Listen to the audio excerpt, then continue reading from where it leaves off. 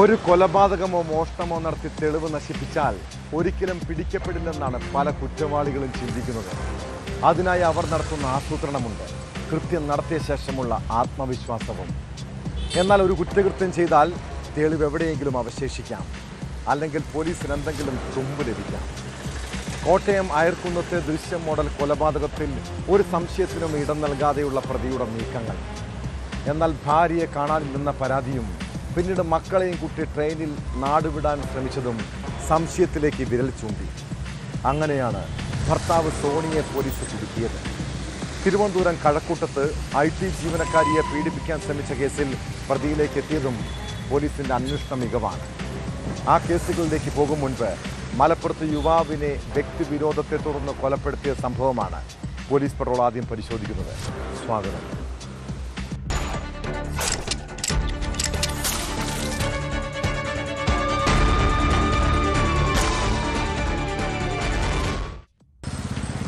അവനെ ഞാൻ കൊന്നു, ഇനി ഒരാളെ കൂടി വകവരുത്താനുണ്ട്. പിന്നാലെ കാട് വെട്ടുന്ന യന്ത്രവുമായി മൊയ്തീൻകുട്ടി നടന്നു നീങ്ങി. മലപ്പുറം മഞ്ചേരിക്ക് സമീപം ചാരങ്കാവിനെ നടുക്കിയ കൊലപാതകത്തിൻ്റെ കാരണം ഇപ്പോഴും അവ്യക്തമാണ്.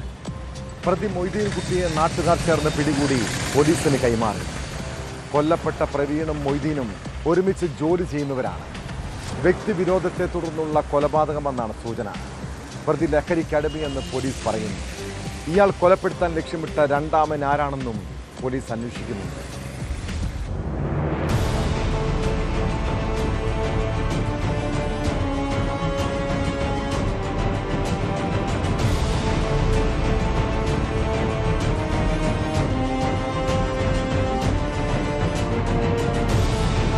രാവിലെ 7 മണിയോടെയാണ് സംഭവം.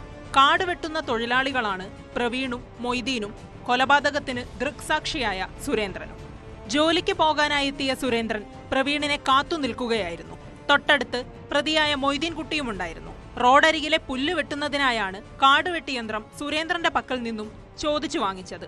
തൊട്ടടുത്ത നിമിഷം മൊയ്തീൻ പ്രവീണിന്റെ പിറകിലൂടെ വന്ന് കാടുവെട്ടി യന്ത്രം ഉപയോഗിച്ച് കഴുത്തൊറുത്ത് കൊലപ്പെടുത്തുകയായിരുന്നു. ഒരു 6:40, 6:45 ഒക്കെ സമയമായിട്ടുണ്ടാവും. അതിൽ ആ സമയത്ത് പ്രവീൺ ഇവിടെ വന്ന് വണ്ടിയിൽ വന്ന് ഇറങ്ങി. ഞാൻ നിന്നപ്പോൾ തന്നെ ഈ മെയ്തി എന്ന് പറയുന്ന ചങ്ങായി ഇവിടെ ഈ ഷെഡിലിരിക്കുകയാണ്. അപ്പോൾ നേരെ വന്നിട്ട് എൻ്റെ വണ്ടിയിൽ നിന്ന് മെഷീൻ എടുത്തിട്ട് ഓണാക്കിയിട്ട് ബാക്ക് കൂടെ ചെന്നിട്ടാണ് കവുത്തിന് വെട്ടിയത്. സംഭവസ്ഥലത്ത് വെച്ച് തന്നെ പ്രവീൺ മരിച്ചു. സംഭവശേഷം ഓടി രക്ഷപ്പെട്ട പ്രതിയെ പോലീസ് എത്തി പിടികൂടുകയായിരുന്നു. എന്താണ് കൊലയ്ക്ക് പിന്നിലെ കാരണമെന്ന് വ്യക്തമല്ല. എന്നാൽ പ്രതിക്ക് പ്രവീണുമായി മുൻവൈരാഗ്യം ഉണ്ടായിരുന്നുവെന്നാണ് പോലീസ് നൽകുന്ന സൂചന. കസ്റ്റഡിയിലുള്ള ചാരങ്കാവ് സ്വദേശിയായ പ്രതി മൊയ്തീൻകുട്ടിയെ പോലീസ് വിശദമായി ചോദ്യം ചെയ്തു വരികയാണ്.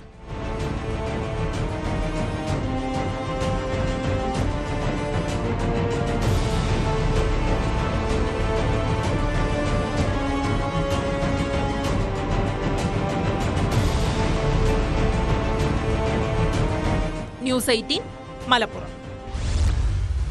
കോട്ടയം അയർക്കുന്നത്ത് ദൃശ്യം മോഡൽ കൊലപാതകം. പോലീസിന് തോന്നിയ ചില സംശയങ്ങളും CCTV ദൃശ്യങ്ങളുമാണ് പശ്ചിമ ബംഗാൾ സ്വദേശി അൽപ്പനയെ കൊലപ്പെടുത്തിയ കേസിന്റെ ചുരുളഴിച്ചത്. സംശയത്തെ തുടർന്ന് ഭർത്താവ് സോണി യുവതിയെ കൊന്നു കുഴിച്ചു മൂടിയെന്നാണ് പോലീസ് കണ്ടെത്തൽ. അയർക്കുന്നം എളപ്പാനിയിൽ നിർമ്മാണത്തിലിരിക്കുന്ന വീടിന് സമീപത്താണ് മൃതദേഹം കുഴിച്ചു മൂടിയത്. ഈ വീട്ടിൽ ആളില്ലായിരുന്ന സമയത്താണ് കൊലപാതകം നടന്നതെന്നും പിന്നീട് അവിടെ കുഴിയെടുത്ത് മൃതദേഹം തള്ളുകയായിരുന്നുവെന്നും പ്രതി മൊഴി നൽകി. സംഭവത്തിന് ശേഷം മക്കളുമായി ട്രെയിനിൽ രക്ഷപ്പെടാനുള്ള നീക്കത്തിനിടെ എറണാകുളത്ത് വെച്ചാണ് സോണിയെ പിടികൂടിയത്.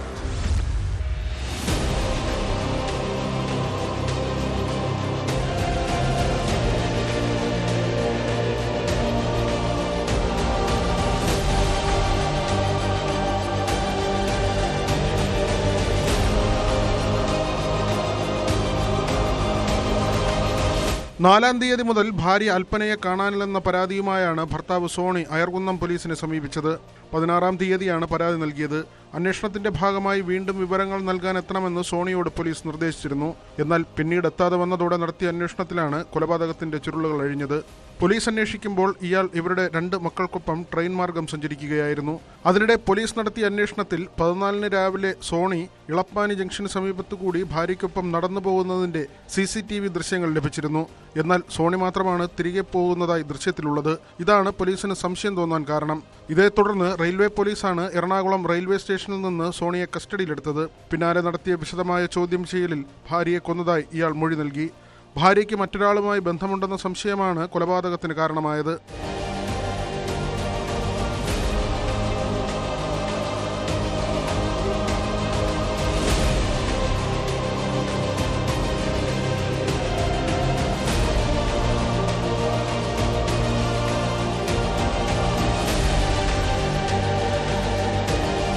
നിർമ്മാണ തൊഴിലാളിയായ സോണി ഭാര്യയ്ക്കൊപ്പം അയർക്കുന്നത്തായിരുന്നു താമസം. ഇയാൾ നിലവിൽ ജോലി ചെയ്യുന്ന ഒരു വീടിന് സമീപം മൃതദേഹം കുഴിച്ചിട്ടുണ്ടെന്നായിരുന്നു മൊഴി. ഈ വീടിന്റെ മുൻപിലെ മുറ്റം ലെവൽ ചെയ്യാനാണ് വീട്ടുകാർ സോണിയെ വിളിച്ചത്. മറ്റാരും ഈ വീട്ടിലില്ലായിരുന്നു. ഭാര്യയും സോണിക്കൊപ്പം സഹായത്തിനായി പോകാറുണ്ട്. അവിടെ വെച്ച് ഇരുവരും തമ്മിൽ വഴക്കുണ്ടായി. ഇതിനിടെ പ്രതി ഭാര്യ അൽപ്പനയെ തലക്കടിച്ചു കൊന്നുവെന്നാണ് പോലീസ് പറയുന്നത്. അയർക്കുന്നം ഇളപ്പാനിയിൽ നിർമ്മാണത്തിലിരിക്കുന്ന വീടിന് സമീപത്തു നിന്നും മൃതദേഹം കണ്ടെത്തി. ഇളപ്പുങ്കൽ ജംഗ്ഷന് സമീപം നിർമ്മാണത്തിലിരിക്കുന്ന വീടിനോട് ചേർന്നാണ് മൃതദേഹം കുഴിച്ചു മൂടിയത്. മൃതദേഹം അഴുകിയ അവസ്ഥയിലായിരുന്നു. ആഴം കുറഞ്ഞ കുഴിയിലായിരുന്നു മൃതദേഹം.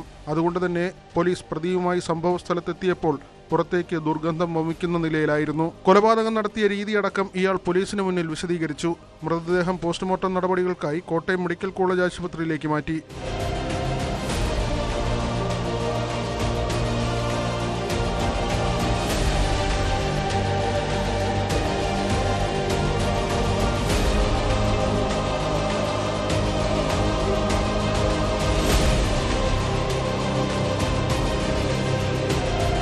ന്യൂസ് 18 കോട്ടയം. ഒരു കുഞ്ഞിന് വേണ്ടി കണ്ണീരോടെ പ്രാർത്ഥിക്കുന്ന നിരവധി ദമ്പതികളെ കണ്ടിട്ടുണ്ട്. ജനിക്കുന്നത് ഒരു ആൺകുട്ടിയോ പെൺകുട്ടിയോ ആണെങ്കിലും ദൈവത്തിൻ്റെ അനുഗ്രഹമായി കാണുന്നവരാണ് നമ്മളിൽ പലരും. എന്നാൽ പെൺകുഞ്ഞുണ്ടായാൽ അതിന് ഭാര്യയെ കുറ്റപ്പെടുത്തുന്ന ആരെങ്കിലും ഉണ്ടോ? ഇക്കാലത്ത് അങ്ങനെയും ചില വെളിവില്ലാത്ത മനുഷ്യരെ കാണാം. അങ്കമാലിയിൽ പെൺകുട്ടി ജനിച്ചതിൻ്റെ പേരിൽ യുവതിയെ ഭർത്താവ് മർദ്ദിക്കുന്നതായി പരാതി. 2020 ഇവരുടെ വിവാഹം. പിറ്റേ വർഷം പെൺകുട്ടി ജനിച്ചു. അന്നു മുതൽ തന്നെ ഭർത്താവ് മർദ്ദിച്ചിരുന്നുവെന്നാണ് പരാതി. സംഭവത്തിൽ അങ്കമാലി സ്വദേശിയായ യുവാവിനെതിരെ പോലീസ് കേസെടുത്തു. വിശദമായ അന്വേഷണത്തിന് ശേഷം അറസ്റ്റ് അടക്കമുള്ള നടപടികളിലേക്ക് കടക്കാനാണ് പോലീസിന്റെ തീരുമാനം.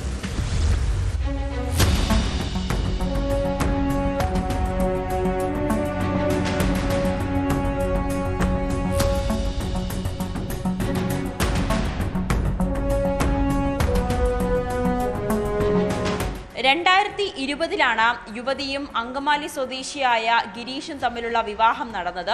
ആദ്യ ഒരു വർഷം ഇവർ തമ്മിൽ മറ്റ് പ്രശ്നങ്ങളൊന്നും തന്നെ ഉണ്ടായിരുന്നില്ല. 2021 ഇവർക്ക് ആദ്യത്തെ കുഞ്ഞു പിറന്നു. അത് പെൺകുഞ്ഞായത് യുവതിയുടെ പ്രശ്നമാണെന്ന് ആരോപിച്ച് കഴിഞ്ഞ 4 വർഷമായി അതിക്രൂരമായാണ് ഗിരീഷ് യുവതിയോട് പെരുമാറിക്കൊണ്ടിരുന്നത്. മാനസികമായും ശാരീരികമായും വലിയ ആക്രമണമാണ് ഗിരീഷിന്റെ ഭാഗത്തു നിന്നും ഉണ്ടായത്. കഴിഞ്ഞ ദിവസമാണ് അങ്കമാലി ആശുപത്രിയിൽ യുവതിയെ അവശനിലയിൽ എത്തിച്ചത്. പോലീസ് ഡോക്ടർമാർ പരിശോധിച്ചപ്പോൾ തന്നെ ഇത് ഗുരുതരമായി മർദ്ദനമേറ്റെന്ന് മനസ്സിലായി. പിന്നീട് ഉടനെ തന്നെ അങ്കമാലി പോലീസിനെ വിവരം അറിയിക്കുകയായിരുന്നു. പോലീസ് എത്തി യുവതിയുടെ വിശദമായ മൊഴി എടുത്തപ്പോഴാണ് പെൺകുഞ്ഞ് പിറന്നത് തൻ്റെ തെറ്റാണെന്ന് പറഞ്ഞുകൊണ്ട് ഗിരീഷ് കഴിഞ്ഞ 4 വർഷമായി തന്നെ മാനസികമായും ശാരീരികമായും അതിക്രൂരമായി മർദ്ദിക്കുന്നതായും വലിയ രീതിയിലുള്ള അസഭ്യം പറയുന്നതായും ഒക്കെ യുവതി പോലീസിന് മൊഴി നൽകിയത്. ഇതിനെ തുടർന്ന് അങ്കമാലി പോലീസ് കേസ് എടുത്തിട്ടുണ്ട്. എന്തായാലും വനിതാ കമ്മീഷൻ അടക്കം ഈ വിഷയത്തിൽ ഇടപെട്ടിട്ടുണ്ട്. ഗിരീഷിനെ അറസ്റ്റ് ചെയ്യണമെന്നാണ് അങ്കമാലി പോലീസിന് വനിതാ കമ്മീഷൻ അടക്കം നൽകിയിരിക്കുന്ന നിർദ്ദേശം. പുത്തൻകുരിശ് സ്വദേശിയാണ് യുവതി. ഈ പോലീസിന്റെ നിർദ്ദേശത്തെ തുടർന്ന് യുവതി സ്വന്തം വീട്ടിലേക്ക് മടങ്ങിയിട്ടുണ്ട്. എന്തായാലും വിശദമായിട്ടുള്ള മൊഴി പോലീസ് യുവതിയുടെ ഭാഗത്തു നിന്നും എടുത്തിട്ടുണ്ട്.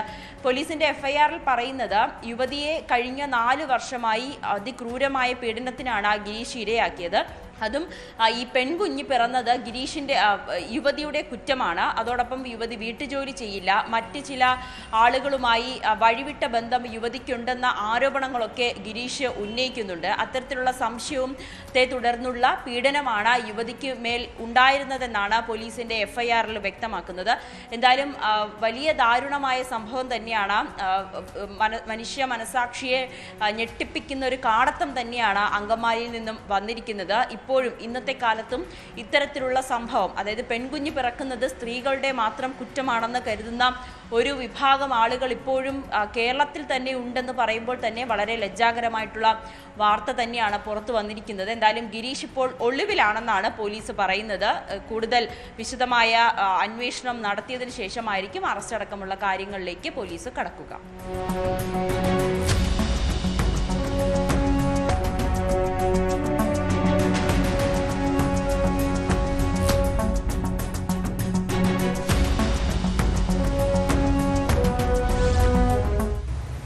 ഞാൻ അവൻ്റെ വെപ്പാട്ടിയാകണമെന്ന് പറഞ്ഞു. കടം തീർക്കാൻ ഒരു ലോൺ ആവശ്യത്തിനായി അയാളുടെ ഓഫീസിൽ പോയപ്പോൾ എൻ്റെ കൈ പിടിച്ചു, സ്വകാര്യ ഭാഗങ്ങളിൽ സ്പർശിച്ചു. ഭർത്താവില്ലെന്ന് കരുതി ഇങ്ങനെയൊക്കെ ചെയ്യാമോ? തിരുവനന്തപുരം നെയ്യാറ്റിൻകരയിൽ ജീവനൊടുക്കിയ വീട്ടമ്മ കണ്ണീര് കൊണ്ടെഴുതിയ ആത്മഹത്യാക്കുറിപ്പാണിത്. നെയ്യാറ്റിൻകരയിലെ നഗരസഭാ കൗൺസിലറും കോൺഗ്രസ് നേതാവുമായ ജോസ് ഫ്രാങ്കിളിനെതിരെ ഗുരുതര ആരോപണങ്ങളാണ് ആത്മഹത്യാക്കുറിപ്പിലുള്ളത്. വായ്പ നൽകണമെങ്കിൽ തനിക്ക് വഴങ്ങണമെന്നും ഓഫീസിൽ വെച്ച് ജോസ് ഫ്രാങ്ക്ലിൻ കടന്നു പിടിച്ചെന്നും കുറിപ്പിൽ പറയുന്നു. മരണശേഷം കത്ത് ജോസിനെ കാണിച്ച് കടം വീട്ടാനുള്ള 50 ലക്ഷം രൂപ നഷ്ടപരിഹാരമായി ആവശ്യപ്പെടണമെന്നും മകൻ എഴുതിയ കത്തിൽ അവർ വ്യക്തമാക്കുന്നു. പോലീസ് കേസെടുത്തതിന് പിന്നാലെ ജോസ് ഫ്രാങ്ക്ലിനെ പാർട്ടിയിൽ നിന്ന് പുറത്താക്കിയതായി കോൺഗ്രസ് നേതൃത്വം അറിയിച്ചു.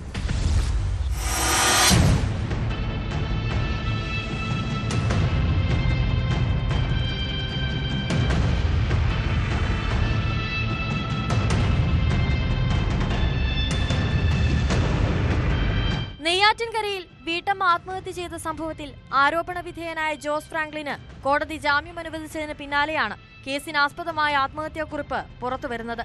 കടുത്ത സാമ്പത്തിക ബാധ്യത നേരിട്ടിരുന്ന വീട്ടമ്മയെ വായ്പ തരപ്പെടുത്തി കൊടുക്കാമെന്ന് പറഞ്ഞാണ് ഫ്രാങ്ക്ലിൻ തന്റെ ഓഫീസിലേക്ക് വിളിപ്പിച്ചതെന്ന് കത്തിൽ പറയുന്നു.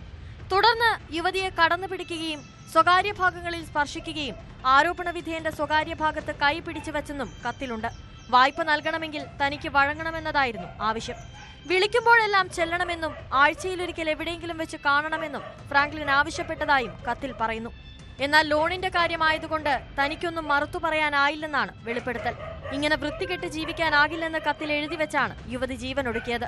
ഒപ്പം മരണശേഷം കത്ത് ജോസിനെ കാണിച്ച് കടം വീട്ടാനുള്ള 50 ലക്ഷം രൂപ നഷ്ടപരിഹാരമായി ആവശ്യപ്പെട്ട് ഭീഷണിപ്പെടുത്തണമെന്നും മകൻ എഴുതിയ കത്തിൽ അവർ വ്യക്തമാക്കുന്നുണ്ട്. കടം വീട്ടാനുള്ളവരുടെ പണത്തിന്റെ കണക്കും എഴുതി വെച്ചാണ് വീട്ടമ്മ ആത്മഹത്യാക്കുറിപ്പ് അവസാനിപ്പിക്കുന്നത്.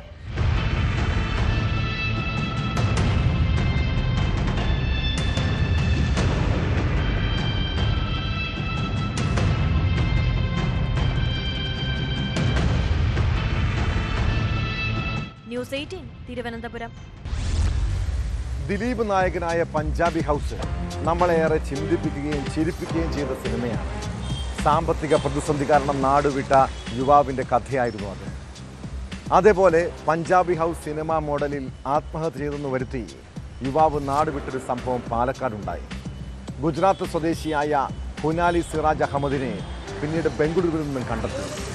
ചെറുതുരുത്തി പാലത്തിന് മുകളിൽ കയറി ആത്മഹത്യ ചെയ്യുകയാണെന്ന് ഭാര്യയെ പറഞ്ഞ് ധരിപ്പിച്ച ശേഷം ഇയാൾ നാടുവിടുകയായിരുന്നു. ബന്ധുക്കളുടെ പരാതിയിൽ 3 ദിവസമാണ് ഭാരതപ്പുഴയിൽ തിരച്ചിൽ നടത്തിയത്.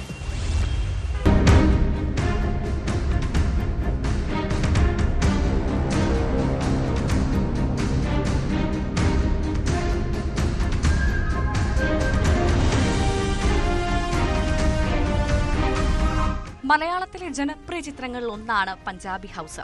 കടം കയറി കടലിൽ ചാടി ആത്മഹത്യയ്ക്ക് ശ്രമിച്ച അതിലെ നായകൻ പുതിയൊരു പേരിൽ മറ്റൊരു സ്ഥലത്ത് ജീവിക്കുന്നു. പിന്നീട് ഈ ചിത്രം ഹിന്ദിയിൽ ഉൾപ്പെടെ റീമേക്ക് ചെയ്ത് പുറത്തിറങ്ങിയിരുന്നു.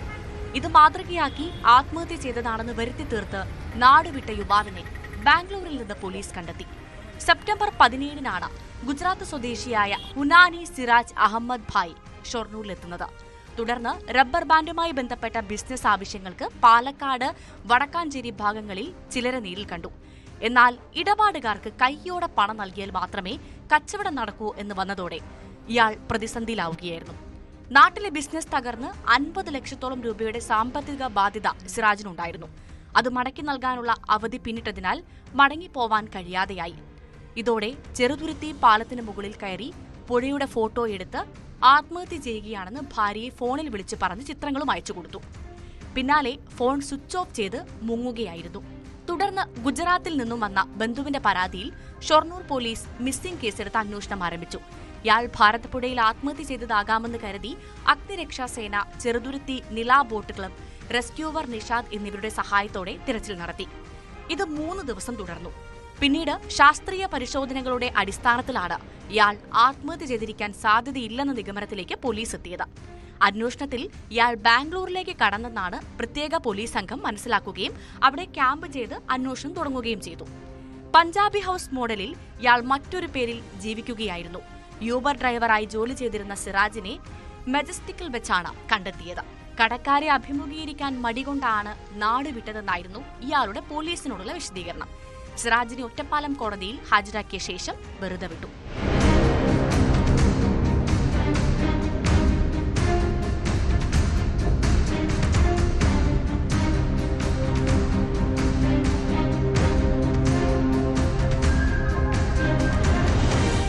ന്യൂസ് 18 പാലക്കാട്.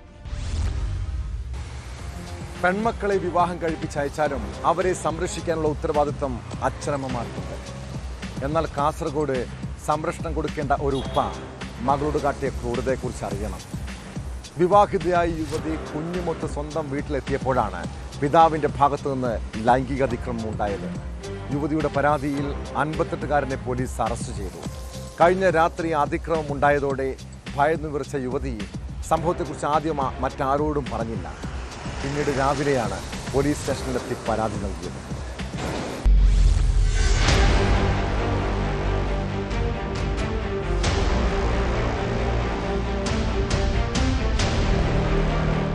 കാസർഗോഡ് പടന്നയിൽ ശാരീരിക പരിമിതിയുള്ള മകളെയാണ് പിതാവ് ലൈംഗികമായി പീഡിപ്പിച്ചത്.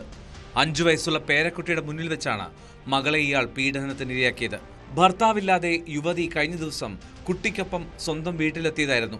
അതിനിടെയാണ് രാത്രിയിൽ സ്വന്തം പിതാവിന്റെ ഭാഗത്തു നിന്ന് ലൈംഗിക ചൂഷണം നേരിട്ടത്.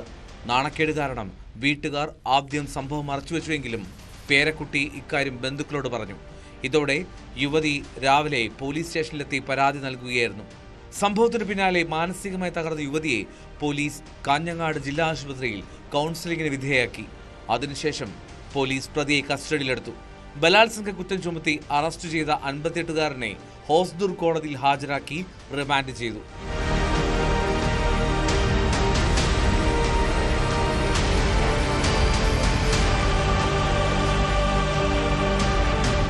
ന്യൂസ് 18 കാസർഗോഡ്. IT ഹബ്ബായ തിരുവനന്തപുരം കഴക്കൂട്ടത്ത് പുലർച്ചെ ഹോസ്റ്റലിൽ അതിക്രമിച്ച് കയറി യുവതിയെ ബലാത്സംഗം ചെയ്ത വാർത്ത അങ്ങേയറ്റം ഞെട്ടലോടെയാണ് കേരളം കേട്ടത്. രാജ്യത്തിൻ്റെ പല ഭാഗങ്ങളിൽ നിന്നെത്തി ടെക്നോ പാർക്കിലടക്കം ജോലി ചെയ്യുന്ന ഒട്ടേറെ യുവതികൾ ഇവിടെ വീട് വാടകയ്ക്കെടുത്തും പേയിങ് ഗസ്റ്റായും താമസിക്കുന്നുണ്ട്. അങ്ങനെ നഗരമേഖലയിലുണ്ടായ ഈ സംഭവം വലിയ സുരക്ഷാ വീഴ്ചയിലേക്കാണ് വിരൽ ചൂണ്ടിയത്.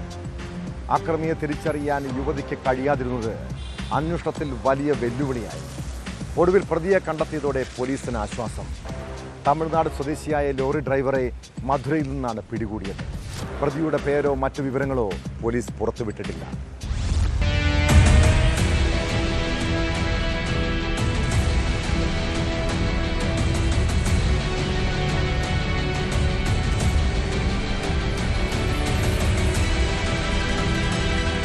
തിരുവനന്തപുരം കഴക്കൂട്ടത്ത് ഹോസ്റ്റൽ മുറിയിൽ വെച്ച ലൈംഗിക അതിക്രമത്തിന് ഇരയായ IT ജീവനക്കാരിക്ക് ഇപ്പോഴും ആ നടുക്കം വിട്ടുമാറിയിട്ടില്ല. ഉറക്കത്തിനിടെയുണ്ടായ ആക്രമണമായതുകൊണ്ട് അക്രമിയെ തിരിച്ചറിയാൻ കഴിഞ്ഞില്ല. പ്രതിയെ കണ്ടെത്തുക പോലീസിന് ഏറെ ദുഷ്കരമായിരുന്നു.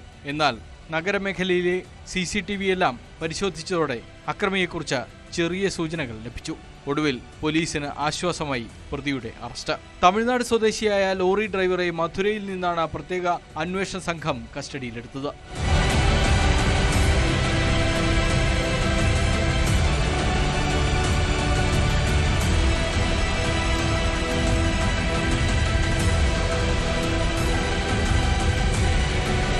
വെള്ളിയാഴ്ച പുലർച്ചെയാണ് ഹോസ്റ്റൽ മുറിക്കുള്ളിൽ കയറി 25-കാരിയായ IT ജീവനക്കാരിയെ ഭീഷണിപ്പെടുത്തി പീഡിപ്പിച്ചത്.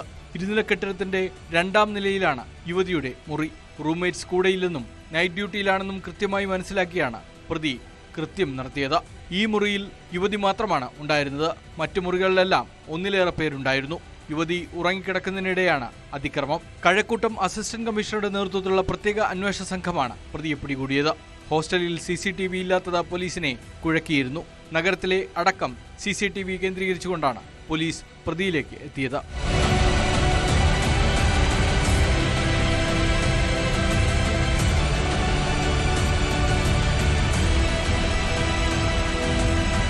നഗരത്തിലെ ഹോസ്റ്റലുകളിൽ CCTV സൗകര്യവും സെക്യൂരിറ്റി സംവിധാനവും ഏർപ്പെടുത്തണം എന്ന പോലീസ് കർശന നിർദ്ദേശം നൽകിയിട്ടുണ്ട്.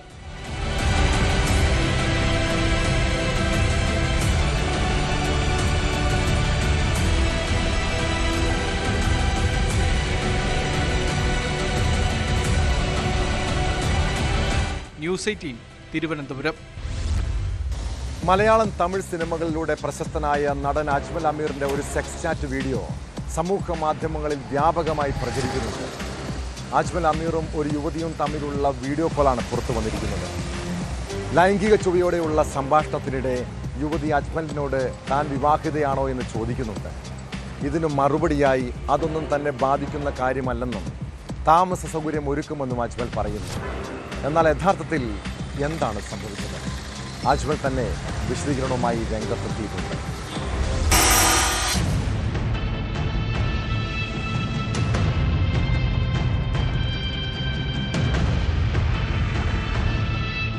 അജ്മൽ അമീറിന്റെ പേരിൽ സെക്സ് ചാറ്റ് ഓഡിയോ ക്ലിപ്പുകൾ 2 ദിവസങ്ങൾക്ക് മുമ്പാണ് സമൂഹ മാധ്യമങ്ങളിലൂടെ പുറത്തു വന്നത്.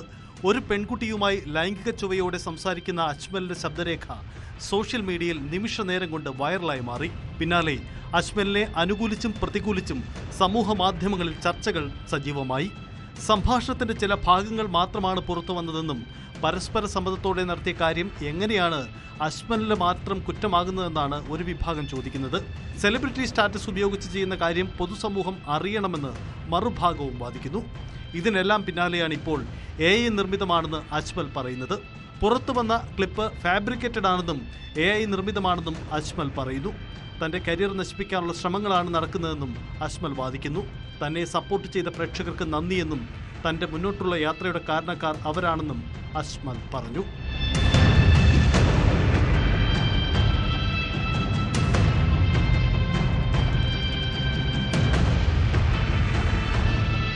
News desk news 18.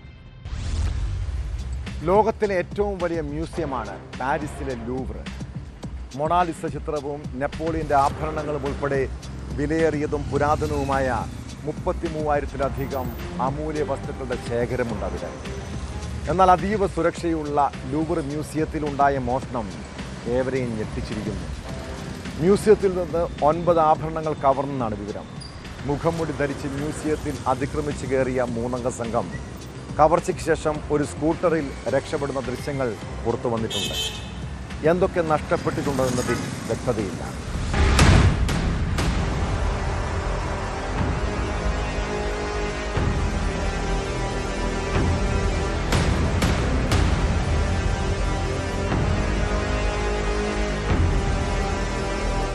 വിലമതിക്കാനാകാത്ത 9 ആഭരണങ്ങളാണ് മ്യൂസിയത്തിൽ നിന്ന് കവർച്ച ചെയ്തത്. 3 പേരാണ് കവർച്ചാ സംഘത്തിൽ ഉണ്ടായിരുന്നത്. 3 പേരും മുഖം മൂടി ധരിച്ചിരുന്നു. 2 പേർ ചില്ല് തകർത്ത് മ്യൂസിയത്തിനകത്തേക്ക് കയറി. പിന്നീട് 9 ആഭരണങ്ങളും മോഷ്ടിച്ച് മോട്ടോർ വാഹനത്തിൽ രക്ഷപ്പെട്ടു. ഇവർ എങ്ങനെയാണ് രക്ഷപ്പെട്ടത് എന്നതിനെ സംബന്ധിച്ചുള്ള വിശദമായ പരിശോധനകൾ നടന്നു വരികയാണ്. ഒരാഭരണം പുറത്തുനിന്ന് കളഞ്ഞു കിട്ടിയിട്ടുണ്ട്. അത് ഫ്രാൻസിലെ രാജ്ഞിയായിരുന്ന യുജിൻ രാജകുമാരി ഉപയോഗിച്ച രത്നങ്ങളാണ്. അതിന് കേടുപാടുകൾ സംഭവിച്ചിട്ടുണ്ട് എന്നാണ് ആദ്യഘട്ട പരിശോധനയിൽ വ്യക്തമായിട്ടുള്ളത്. എങ്ങനെയാണ് ഈ മോഷ്ടാക്കൾക്ക് ഇതിനുള്ള അവസരം ലഭിച്ചത് എന്ന കാര്യം കൂടുതൽ പരിശോധനകൾക്ക് ശേഷം മാത്രമേ പറയാനാകൂ.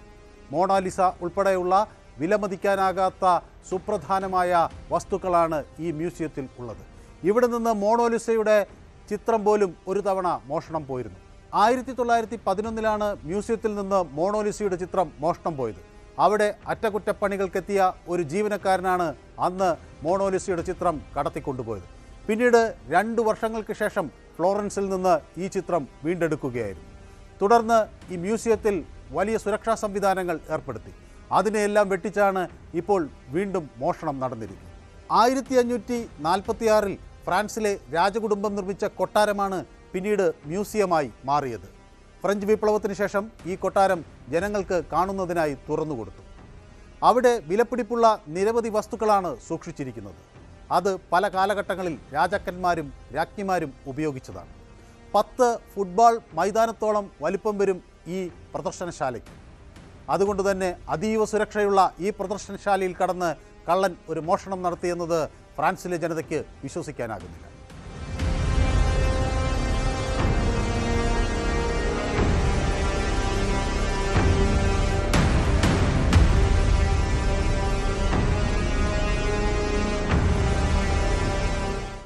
കൊച്ചി കടവന്ത്ര ഇൻഡോർ സ്റ്റേഡിയത്തിൽ സ്വതന്ത്ര ചിന്താഗതിക്കാരെന്ന് അവകാശപ്പെടുന്ന എസൻസ് ഗ്ലോബലിൻ്റെ സമ്മേളനം നടക്കുന്ന സമയം. എഴുത്തുകാരി തസ്ലീമ നസ്രീൻ ഉൾപ്പെടെയുള്ളവർ പങ്കെടുക്കുന്ന ദിവസമാണ്. രാവിലെ മുതൽ നിരവധി പേർ നിരീശ്വരവാദികളുടെ സമ്മേളന സ്ഥലത്തേക്ക് എത്തുന്നുണ്ട്.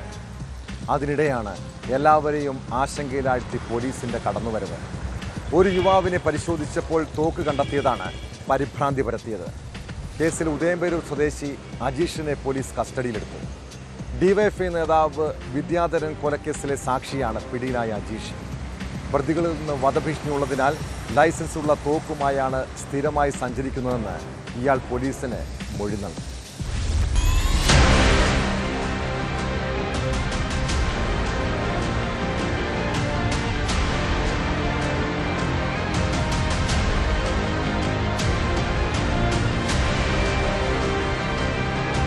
തസ്ലീമ നസ്രീൻ ഉൾപ്പെടെയുള്ളവർ പങ്കെടുക്കേണ്ട പരിപാടിയിൽ അജീഷ് തോക്കുമായി എത്തിയതാണ് ആദ്യം പരിഭ്രാന്തി സൃഷ്ടിച്ചത്.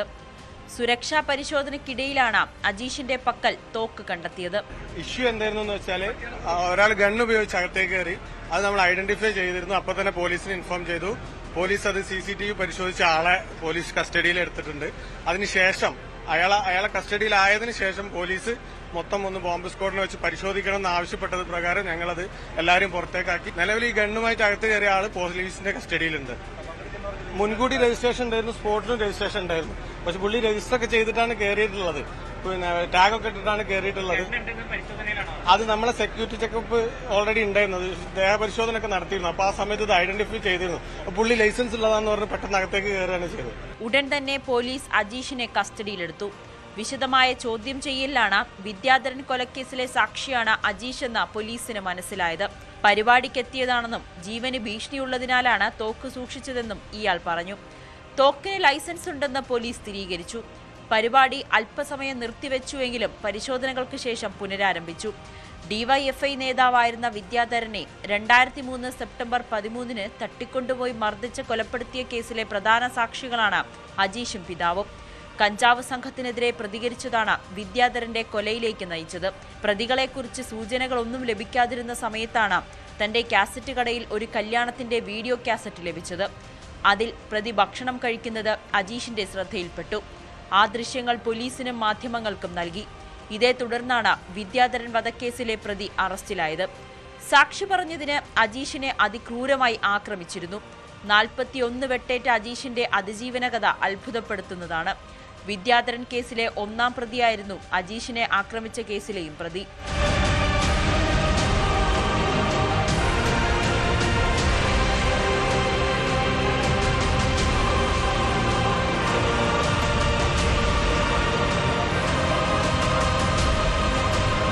ന്യൂസ് 18 കൊച്ചി. വിദേശത്ത് നിന്ന് വിമാനമാർഗം കേരളത്തിലേക്ക് മയക്കുമരുന്ന് എത്തിക്കുന്ന വലിയ മാഫിയ സംഘം ഇവിടെ പ്രവർത്തിക്കുന്നുണ്ട്. യുവാക്കളെ ഉപയോഗിച്ചാണ് ലഹരിക്കടത്ത്. അവർക്ക് വിദേശ വിസയും ടിക്കറ്റും എടുത്തു കൊടുക്കും. പിടിക്കപ്പെടാതെ സുരക്ഷിതമായി ലഹരി എത്തിച്ചാൽ വൻ തുക കമ്മീഷൻ. തൃശൂർ സ്വദേശി ലിജീഷിനെ കരിപ്പൂരിൽ വെച്ച് പിടികൂടിയപ്പോഴാണ് ഈ മയക്കുമരുന്ന് മാഫിയയെക്കുറിച്ച് വിവരം ലഭിച്ചത്. ഒമാനിൽ നിന്ന് വിമാനമാർഗം എത്തിയ ലിജീഷിൽ നിന്ന് 1 കിലോ MDMA പിടിച്ചെടുത്തു. വിമാനത്താവളത്തിൽ നിന്ന് പരിശോധന കഴിഞ്ഞ് പുറത്തിറങ്ങിയ യുവാവിനെ കരിപ്പൂർ പോലീസാണ് പൊക്കിയത്.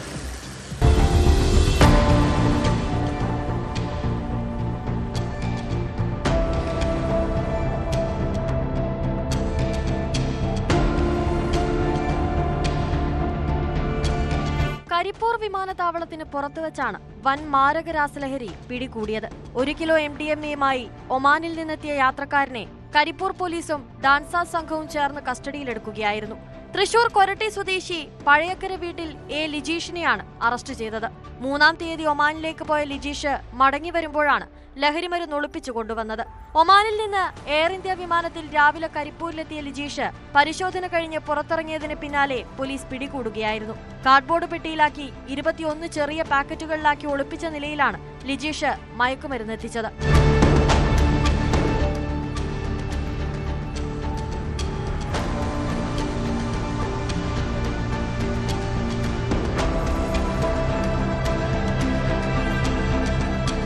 വിമാനത്താവളത്തിലെ എല്ലാ പരിശോധനയും പൂർത്തിയാക്കിയതിനു ശേഷമാണ് ലിജീഷ് പുറത്തിറങ്ങിയത്. തുടർന്ന് വിമാനത്താവളത്തിന്റെ പുറത്തു നടത്തിയ പരിശോധനയിൽ സംശയം തോന്നിയ പോലീസ് ലിജീഷിനെ കസ്റ്റഡിയിലെടുത്ത് ചോദ്യം ചെയ്തതോടെയാണ് യുവാവ് കുറ്റം സമ്മതിച്ചത്.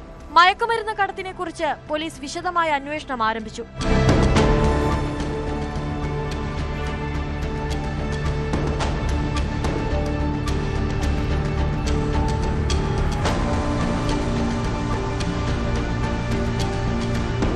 ന്യൂസ് 18 തിരൂർ.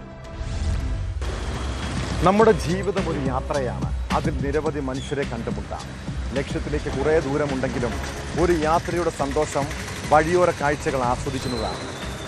വഴിയിൽ കാണുന്ന മനോഹര കാഴ്ചകളെയും മനുഷ്യരെയും ഇഷ്ടപ്പെടുന്നവർക്ക് ജീവിതം ആസ്വദിക്കാൻ കഴിയും. ഇഷ്ടവും സ്നേഹവും നമ്മളിൽ പോസിറ്റീവ് വികാരം സൃഷ്ടിക്കും. അതേസമയം ഒരു യാത്രയിൽ അടുത്തുള്ളവരോടെല്ലാം അസഹിഷ്ണുതയോടെ പെരുമാറുന്നവരുണ്ട്. മറ്റുള്ളവരിൽ വെറുപ്പുളവാക്കുന്ന രീതിയിൽ ഇടപെടുന്നവർ. അങ്ങനെയുള്ള മനുഷ്യർ വെറുപ്പും വിദ്വേഷവും വിതയ്ക്കും. ഒരു വ്യക്തിയോടോ ജോലിയോടോ സ്ഥാപനത്തോടോ വെറുപ്പ് വെച്ചു പുലർത്തുന്നത് സ്വയം നശിക്കുന്നതിന് തുല്യമാണ്. നമ്മൾ വിഷം കഴിച്ചാൽ മറ്റൊരാൾ മരിച്ചതായി കേട്ടിട്ടുണ്ടോ? അതുപോലെ തന്നെയാണ് ജീവിതവും. നമ്മുടെ ചിന്തകളും മനോഭാവവും എങ്ങനെയായിരിക്കും, അവിടെയാണ് ജീവിത വിജയം. ഇതോടെ പോലീസ് പട്രോൾ പൂർണ്ണമാകുന്നു. നമസ്കാരം.